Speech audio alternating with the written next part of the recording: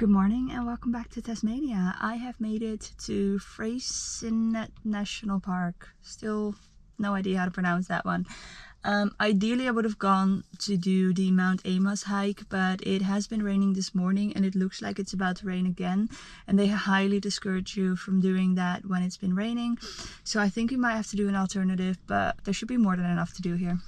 Alright, I've made it into the park and here's something you should know.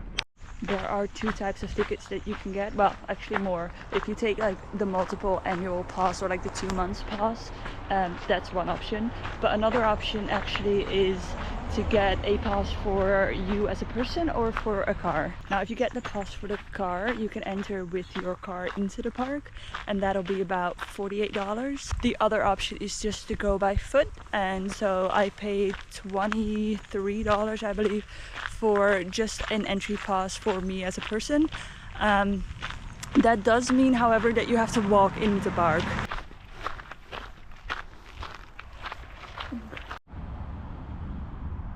Going back for that one if I've got time.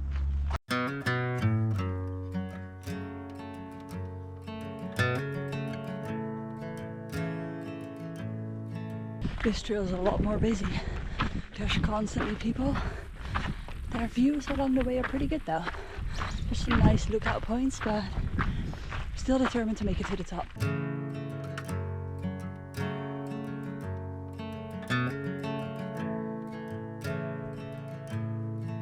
That viewpoint was beyond stunning, like absolutely gorgeous.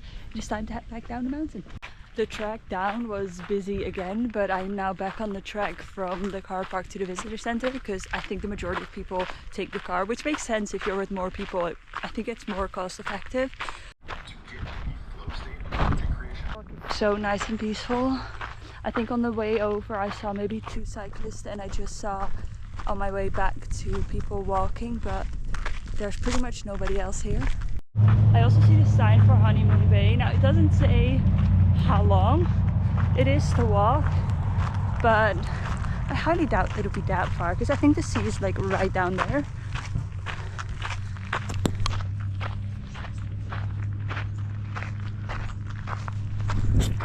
Let's go check it out.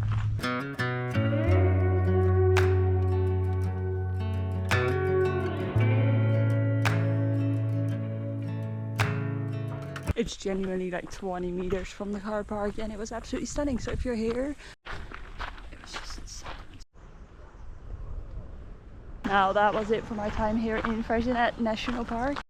Good morning. Today I'm exploring one of Tasmania's wildest national parks. And the best part is I'm going to do it without any extreme hikes. So just short walks and zero effort and lovely views. So I've made it to the start of what I think is the path into the national park. A lot of the things that I wanted to do I've already passed. I'm planning on doing those on my way back because I figured I would go to the furthest place first. But the only thing that I wanted to see after this was Cape Pillar, but it seems like the only way to get there is to do a 3-day long hike, which is really not the plan. I have made it to Remarkable Cave. It says here that just as you enter the car park, welcome to Tasman National Park, park fees apply, which makes me think that just down the road it wouldn't. I think this is the only thing that I want to do here, and I'm debating whether or not I'm just gonna run for it, come back and drive off, because I don't know. I'll see if I can buy a ticket here because there's no internet anyways, so I wouldn't be able to buy a ticket online. But I'm gonna see if there's a machine here where I can buy a ticket because I don't know.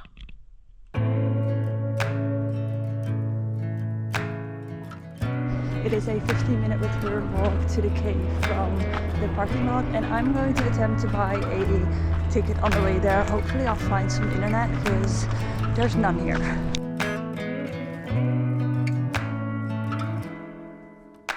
That was pretty fun. If you're in the area, check it out. If not, I don't think it's a must-see.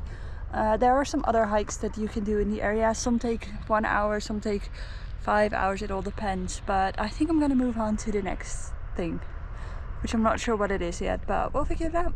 Looks like there's a beach called Safety Cove Beach on the way back, so let's go stop and check it out.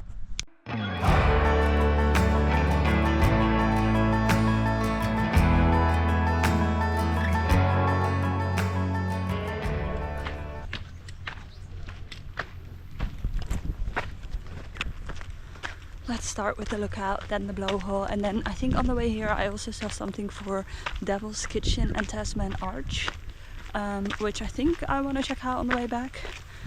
If you just keep driving, you will see signs for things to do and places to see, because this morning I had no idea and I've already seen pretty cool things.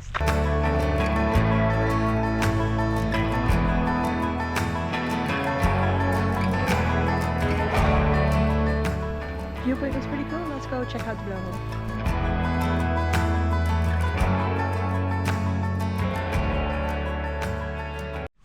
So one of the tour guides just informed me that the end path to Devil's Kitchen is closed. So I don't know what, why, or how. They said it was just today. So I don't know, with the rain or something happened. I don't know. But nobody's going.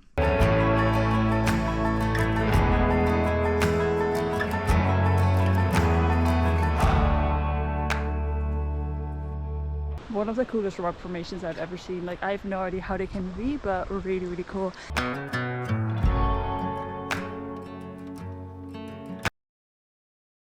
Good morning from Hobart. It is a new day with a new adventure, which is Bruny Island today. It is just down south of Hobart and you basically take the ferry there. Now there's a few ways you can do this. You can either go by yourself, as a passenger, you can take your car, which I believe was $55. I've made it to the ferry terminal. The next ferry is in about 5. So the good news is I'm on the ferry. The bad news is I don't even know if you're allowed to go out, but there's no space for me to get out. Like, wait, I don't know if you can tell. Do you see how close that is? I think I might be stuck in this car. I don't even know if you're allowed to go out, but...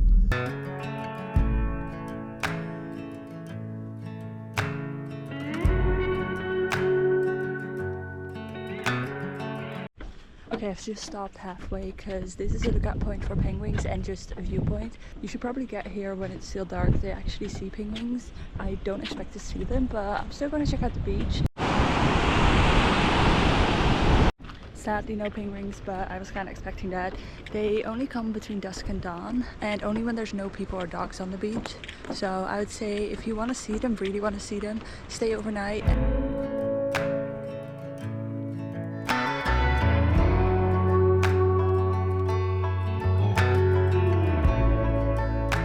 I have made it to the lighthouse. Keep in mind, if you plan on coming here, the last 18 kilometers are unpaved or like unsealed roads, which is totally fine. My car rental is a 2-wheel drive and I was totally fine as long as you accept the fact that you might not drive the speed limit, you might have to go below, but I was totally fine. So you can definitely come here, but just keep that in mind. Plus you might be able to see some locals cross the road while you're driving up here.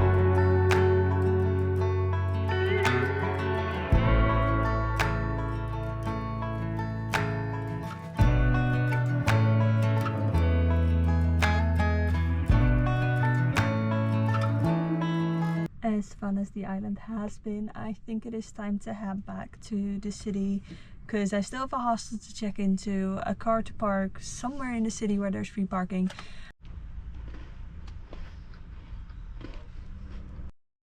Good morning for my last day having a car in Tasmania. Today I wanted to visit Mount Wellington. There's a gorgeous viewpoint at the top and there are some trails that you can do around it, including some waterfalls.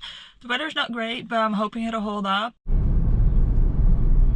I have made it to the top, I think, because I think from behind me you can see what kind of view I'm having, but let's go check it out.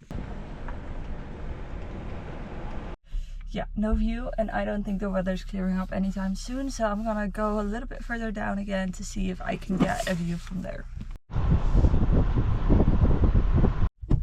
So I've driven a little bit further down again and there is a view here, so this is much better than all the way at the top. Because to me this sign is saying I can't stop on the left side, but I can stop on the right side. and I'm staying on that side.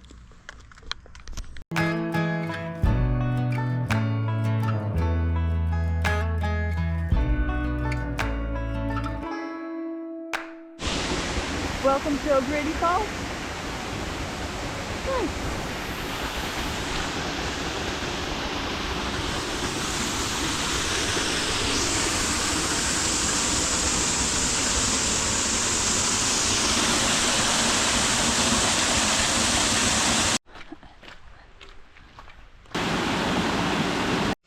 The weather's not really clearing up, so I think the best thing to do is just call it a day, and I will see you in the next one.